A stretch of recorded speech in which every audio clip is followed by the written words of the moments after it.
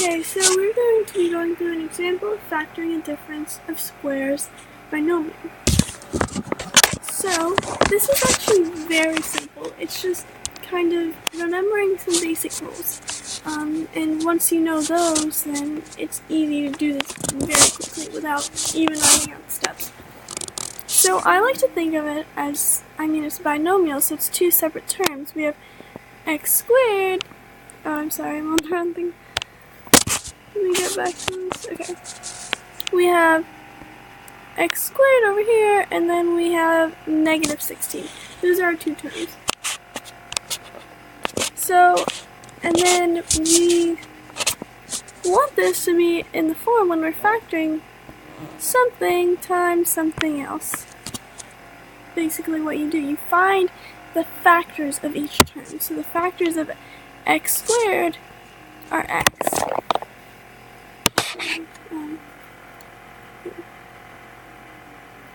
Factors of x squared are x. X times x is x squared. Now, when you look at 16, you should immediately think, oh, 16 has a square root. A number times a number. So the square root of 16 equals 4. You probably had this memorized in elementary school. The basic square roots. And they go on and on. You can also just write out the factors, but you should kind of know a square root when you see one.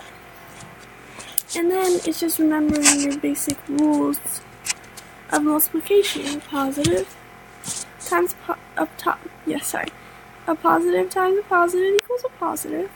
Negative times negative. Oh, I'm sorry, this is wrong.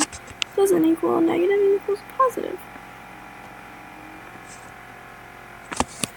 And a positive times a negative, or vice versa, negative times positive equals negative. So we need a negative number times a positive number.